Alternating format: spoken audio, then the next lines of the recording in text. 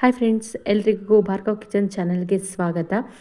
ಇಂದಿನ ನಮ್ಮ ವಿಡಿಯೋದಲ್ಲಿ ಸಾಂಪ್ರದಾಯಿಕ ವಿಧಾನದಲ್ಲಿ ನಾಟಿ ಕೋಳಿ ಬಸ್ಸಾರು ಮಾಡುವುದು ಹೇಗೆ ಎಂಬುದನ್ನು ತಿಳಿದುಕೊಳ್ಳೋಣ. ಫ್ರೆಂಡ್ಸ್, ನಾನಿಲ್ಲಿ ಯಾವುದೇ ರೀತಿಯ ಟೊಮೊಟೊವನ್ನು ಯೂಸ್ ಮಾಡ್ತಾ ಇಲ್ಲ. ಚಿಕನನ್ನು 2 ಸರಿ ಅರಿಶಿನ ಹಾಕಿ ತೊಳೆದುಕೊಂಡು ಸೈಡ್ಗೆ ಎತ್ತಿಟ್ಕೊಳ್ತಾ ಇದ್ದೀನಿ.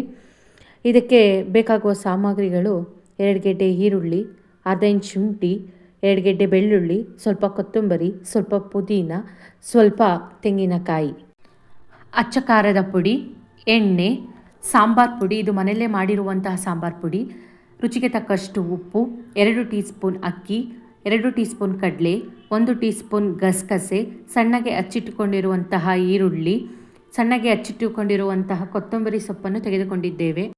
ಒಂದು ಮಿಕ್ಸಿ ಜಾರಿಗೆ ಈರುಳ್ಳಿ, ಶುಂಠಿ, ಬೆಳ್ಳುಳ್ಳಿ, ಕೊತ್ತಂಬರಿ, ಪುದೀನ, ತೆಂಗಿನಕಾಯಿಯನ್ನು ಸೇರಿಸಿಕೊಳ್ಳೋಣ. ನೋಡ್ಬೋದು ನೀವು, ನಾನಿಲ್ಲಿ ಟೊಮೊಟೊ ಯೂಸ್ ಮಾಡ್ತಿಲ್ಲ. ಟೊಮೊಟೊ ಯೂಸ್ ಮಾಡಲಿಲ್ಲ ಅಂದರೂ ಸಾಂಬಾರು ತುಂಬ ರುಚಿಕರವಾಗಿರುತ್ತದೆ ಫ್ರೆಂಡ್ಸ್. ಇದಕ್ಕೆ ಸ್ವಲ್ಪ ನೀರನ್ನು ಸೇರಿಸಿಕೊಂಡು ನುಣ್ಣಗೆ ಪೇಸ್ಟ್ ಮಾಡಿಕೊಳ್ಳೋಣ ಫ್ರೆಂಡ್ಸ್. ಸ್ಟವ್ ಮೇಲೆ ಕುಕ್ಕರ್ ಬಿಸಿ ಆದ ನಂತರ 4 ಟೀ ಸ್ಪೂನ್ ಎಣ್ಣೆ ಹಾಕಿ ಸ್ವಲ್ಪ ಈರುಳ್ಳಿ ಹಾಕ್ತಾ ಇದ್ದೀನಿ. ಈರುಳ್ಳಿ ಜಾಸ್ತಿ ಬೇಯಿಸೋ ಅವಶ್ಯಕತೆ ಏನಿಲ್ಲ, ಸ್ವಲ್ಪ ಬೆಂದರೆ ಸಾಕಾಗುತ್ತೆ. ಇಷ್ಟು ಈರುಳ್ಳಿ ಬೆಂದರೆ ಸಾಕಾಗುತ್ತೆ, ಸೊ ಇಷ್ಟೇ ಸಾಕು. ಇದಕ್ಕೆ ತೊಳೆದಿಟ್ಕೊಂಡಿರುವ ಚಿಕನನ್ನು ಸ್ವಲ್ಪವಾಗಿ ಸೇರಿಸೋಣ. ಯಾಕಂದರೆ ಚಿಕನಲ್ಲಿ ಮೊಟ್ಟೆ, ದೊಮ್ಮೆ ಇದೆಲ್ಲ ಇರುತ್ತೆ. ಇದು ಡೈರೆಕ್ಟಾಗಿ ಬಾಯ್ದಿರೋ ಪಾತ್ರೆಗೆ ಹಾಕಿದ್ರೆ ಸಿಡಿಯೋ ಚಾನ್ಸಸ್ ಜಾಸ್ತಿ ಇರುತ್ತೆ. ಸೊ ಅದಕ್ಕೋಸ್ಕರ ಸ್ವಲ್ಪನೇ ಹಾಕ್ತಿದ್ದೀನಿ. ಚಿಕನ್ ಹಾಕಿದ್ದಾಯಿತು. ಇದು ಒಂದು 2-3 ಸರಿ ಹಂಗೆ ತಿರ್ವಾಕೊಳ್ಳೋಣ. ತಿರ್ವಾಕಿದ ನಂತರ ರುಬ್ಬಿಟ್ಕೊಂಡಿರುವಂಥ ಮಸಾಲೆಯನ್ನು ಸೇರಿಸ್ಬೇಕು. ಈ ರುಬ್ಬಿಟ್ಕೊಂಡಿರೋ ಮಸಾಲೆ ಸೇರಿಸಿದ್ಮೇಲೆ ಜಾರಲ್ಲಿ ಇನ್ನೂ ಸ್ವಲ್ಪ ಮಸಾಲೆ ಉಳಿದಿತ್ತು. ನೀರು ಹಾಕಿ ಮಿಕ್ಸ್ ಮಾಡಿ ನೀರನ್ನು ಸೇರಿಸ್ಕೊತಾ ಇದ್ದೀನಿ. 1 ಟೀ ಸ್ಪೂನ್ ಅಚ್ಚ ಖಾರದ ಪುಡಿಯನ್ನು ಸೇರಿಸ್ತಾ ಇದ್ದೀನಿ. ಇದಕ್ಕೆ ಸಾಂಬಾರು ಪುಡಿಯನ್ನು ಸೇರಿಸೋಣ. ಒಂದು 5 ಟೀ ಸ್ಪೂನಷ್ಟು ಸಾಂಬಾರು ಪುಡಿಯನ್ನು ಸೇರಿಸಿದ್ರೆ ಸಾಕಾಗುತ್ತೆ. ನಮ್ಮನೆ ಸ್ವಲ್ಪ ಸಾಂಬಾರು ಜಾಸ್ತಿ ತಿನ್ನೋದ್ರಿಂದ ನಾನು ಸಾಂಬಾರು ಜಾಸ್ತಿ ಮಾಡ್ತೀನಿ. ಸೊ ಅದಕ್ಕೋಸ್ಕರ ನಾನು ಒಂದು 5 ಟೀ ಸ್ಪೂನನ್ನು ಹಾಕ್ತಾಯಿದ್ದೀನಿ. ಇದನ್ನು ನಾವು ಎಲ್ಲ ಥರ ಸಾಂಬಾರುಗಳು ಇದು ಮಾಡ್ಬೋದು. ಗರಂ ಮಸಾಲ ಬದಲು ಗ್ರೇವಿಗೆ ಇದನ್ನೇ ಯೂಸ್ ಮಾಡ್ಬೋದು. ಒಂದು ಮುಷ್ಟಿಯಷ್ಟು ಕಲ್ಲುಪ್ಪನ್ನು ಹಾಕ್ಕೊತಾ ಇದ್ದೀನಿ. ಸ್ವಲ್ಪ ನೀರು ಸೇರಿಸ್ಕೊಳ್ಳೋಣ. ನೀರು ಸೇರಿಸ್ಕೊಂಡು ಗಂಟಿಲ್ದಂಗೆ ಮಿಕ್ಸ್ ಮಾಡ್ಕೋಬೇಕು.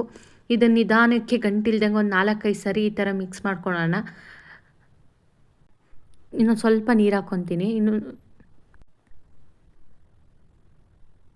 ನನಗೆ ಸಾಂಬಾರು ತಿಕ್ನೆಸ್ ಜಾಸ್ತಿ ಆಯಿತು ಅನಿಸ್ತು.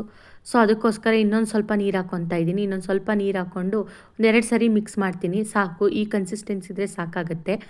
ಇವಾಗ ನಾನು ಲಿಟ್ಟು ಕ್ಲೋಸ್ ಮಾಡ್ತಾಯಿದ್ದೀನಿ. ಲಿಟ್ಟು ಕ್ಲೋಸ್ ಮಾಡಿ ಒಂದು 8ರಿಂದ 10 ವಿಷಲ್ ಕೂಗಿಸಿದ್ರೆ ಸಾಕಾಗುತ್ತೆ.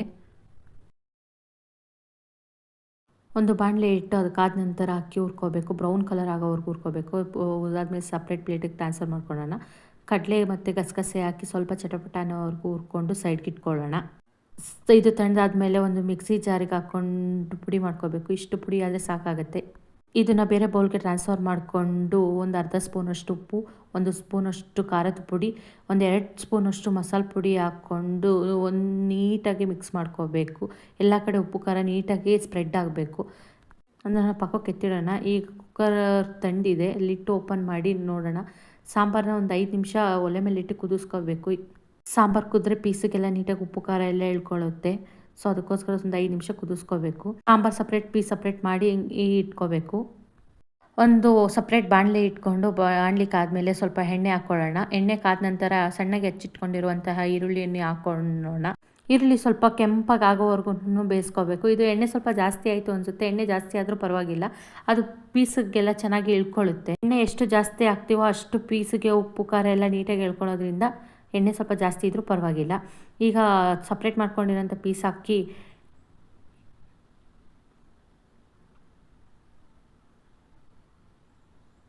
ಮಾಡಿಕೊಂಡಿರೋ ಪುಡಿಯನ್ನು ಒಂದು ಸ್ವಲ್ಪನೇ ಸೇರಿಸ್ಕೊಂಡು ಮಿಕ್ಸ್ ಮಾಡ್ಕೊಳ್ಳೋಣ. ಇದು ಸ್ವಲ್ಪ ಕಡಿಮೆ ಆಯಿತು ಅಂತ ನನಗೆ ಅನಿಸ್ತಿದೆ. ಸೊ ಅದಕ್ಕೆ ಇನ್ನೊಂದು 2 ಸ್ಪೂನಷ್ಟು ಹಾಕ್ಕೊಂಡು ನೀಟಾಗಿ ಮಿಕ್ಸ್ ಮಾಡ್ಕೋಬೇಕು. ಇದನ್ನು ಚೆನ್ನಾಗಿ ಡ್ರೈ ರೋಸ್ಟ್ ಮಾಡಬೇಕು. ಇದು ರೋಸ್ಟ್ ಆದಷ್ಟು ತುಂಬ ಟೇಸ್ಟ್ ಕೊಡುತ್ತೆ. ಬೇಕಂದರೆ ಈ ಟೈಮಲ್ಲಿ ಇನ್ನೊಂದು ಸ್ವಲ್ಪ ಎಣ್ಣೆ ಹಾಕ್ಕೋಬೋದು. ಅದಕ್ಕೆ ಕೊತ್ತಂಬರಿ ಸೊಪ್ಪು ಹಾಕಿ ಒಂದು 2 ನಿಮಿಷ ಬಿಟ್ಟು ಲಿಟ್ಟು ಓಪನ್ ಮಾಡಿದ್ರೆ, ಓಪನ್ ಆದಮೇಲೆ ಒಂದು ಸರಿ ಮಿಕ್ಸ್ ಮಾಡ್ಕೊಳ್ಳೋಣ. ಈಗ ಬಿಸಿಯಾದ ಫಾರಂ ಕೋಳಿ ಬಸ್ಸಾರು ರೆಡಿಯಾಗಿದೆ. ಇದನ್ನು ಮುದ್ದೆ ಜೊತೆ ನಾನು ಸರ್ವ್ ಮಾಡ್ತಾಯಿದ್ದೀನಿ. ನಿಮಗೆ ಈ ವಿಡಿಯೋ ಇಷ್ಟವಾದಲ್ಲಿ ಪ್ಲೀಸ್ ಸಬ್ಸ್ಕ್ರೈಬ್ ಮಾಡಿ, ಲೈಕ್ ಮಾಡಿ, ಶೇರ್ ಮಾಡಿ. Thank you.